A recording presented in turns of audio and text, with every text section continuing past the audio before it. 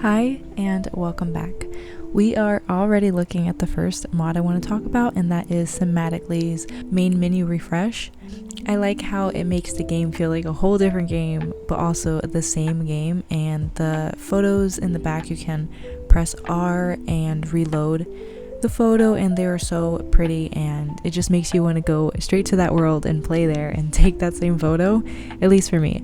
But I also have Cinematically's enhanced world maps, and it's like a minimal way to make the map kind of stand out without having to kind of go overboard. Like, I used to have 20th century's plumb bobs, and I switched from that to this, and it just makes it feel like cleaner, I guess. I don't know, I just like it a lot more. And seeing Newcrest, I do want to talk about, in case it comes up in a different video. I'm not good at building, so I use Floralia's save file. I think that's how you say it. I'll have everything in a post. I'll have it in the description if you want to check it out. I have all the mods, CC creators I use, and I have the save file. But let's go ahead and go into create a sim. I'm going to make him into an infant because I want to talk about the infant standstill mod. When you play Sims 4 with no mods, the infants don't stand up and you can't even really see their pants. So this mod allows the infant to stand, which is a little funny because they can't stand obviously, but you can see the pants completely instead of them sitting. And I also have another sort of standstill, I guess, for the adults, and I use Northern Siberia Winds standstill, and it also has the ability to zoom in on the hands like this so that you can see how the fingernails will look with the outfit instead of at the sides and only really see the pants.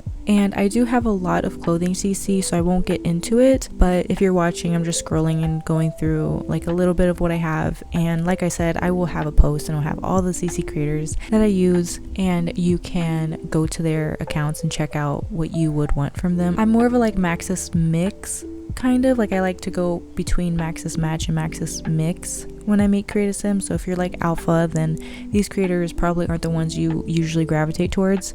For genetics, I just have two type of eyes, and that is Twisted Cat's. I don't remember which one. I'll just have their whole collection of the eyes they make. I also use Divine Cap's eyes, so when I'm trying to go for a Maxis match, I will use Twisted Cat to give kind of a game or cartoony look, and Maxis mix for a little more realistic type, I will use these eyes. And same thing with the skin. If I'm going Maxis match, I'll use Twisted Cat's skin, and if I'm going Maxis mix, I will use Rosewater by Lamatis, I think. And I do have a default skin, and that's Kowloona by Nasuri. Rosewater does have the options that has lighter sort of overlay, and then they have like a heavier option. They also have wrinkles for like older Sims, and not a lot of skin overlays have that, so I really like that for that reason. And you have already saw the dividers. I do want to talk about them. They are by Pinkish World, and they actually make different colors of the divider. I will have the link with the version I have, but there's also different posts that they make that has different colors. And the CC wrench in the corner is by Sims Beauty Guru.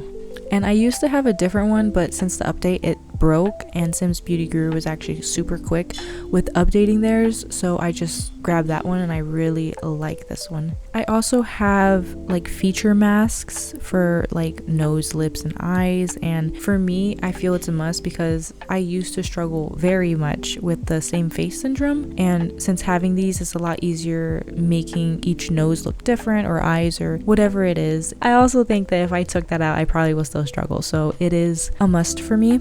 Especially with skin overlays, some of them will make every sim look exactly the same, so having these masks, they go over the overlays that I have at least, and will make it look like they're their own person while having the same skin detail. Another thing, if you do struggle with that, is Zerbu's more creative sim options, and I try to show you here, and it's not going to load all of them because there are so many, but when you randomize sims, they all will look different. So I haven't done this yet, but I really want to just click randomize and then just not touch a single feature and just embrace the features that the randomized sim has. And that's also like a very quick way of just having every sim look different. Last thing, I didn't show it, but I do have the remove eyelash mod. you probably have it too. I feel like it's a must because the shovel eyelashes are like so bad. They're so horrible. Even with the eyelashes that they added, some shovels will just take away from that too. So I think that it's a must for The Sims 4.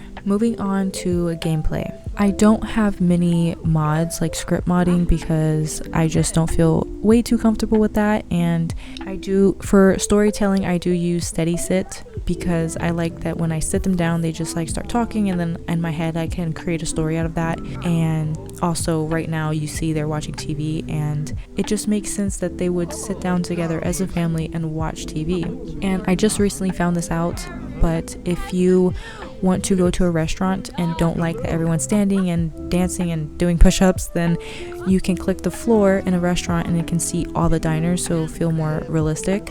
So this is the storytelling toolkit that I'm showing right now, and you can change the weather, emotions, and also take off the headline effects. I usually use it for the headline effects. I don't like putting the cheat in.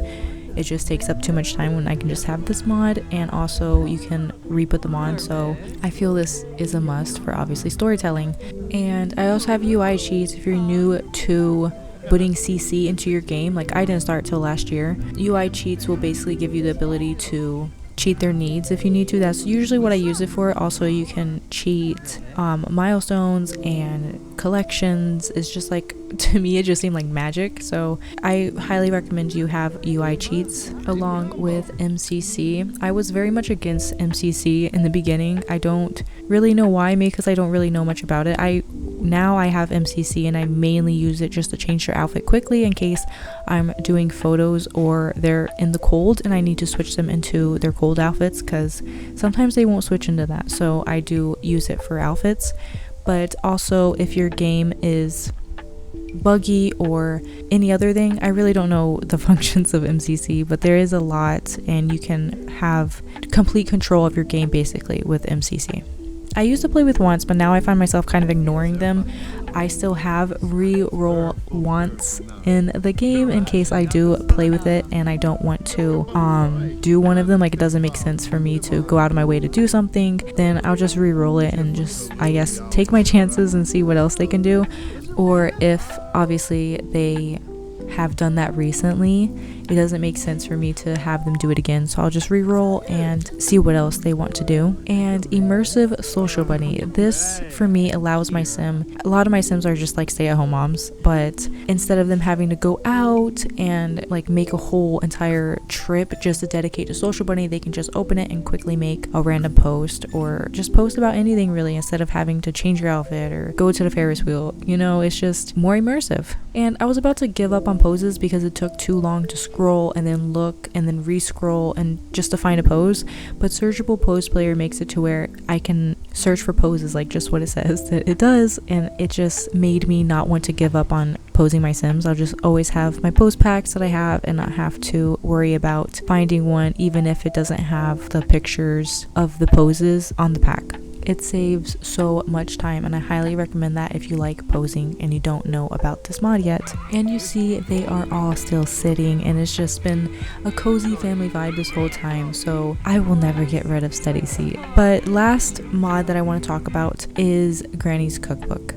I feel with just using Sims 4 recipes, it's really hard to find very specific ones I want to cook, and it's usually the same ones every single time, but there's only 3 options in my opinion. Like, there is a lot of options, but for me, I'm not gonna make frankenbeans all the time. I don't want to make scrambled eggs all the time, so Granny's Cookbook has all sorts of recipes that it just seems more comforting for me, and there's very unique ways that they cook it, and it's a whole new dish. It just adds so much more to it, and it just makes cooking fun to me instead of having to, like I said, make the same recipes. And they have their own menu on the website, and you can put in the exact recipes you want, and it can be different than someone else's would look, and I really like that about this mod. But this is the end of the video, and if you've made it all the way to here, please like and comment. Thank you so much for watching. Bye.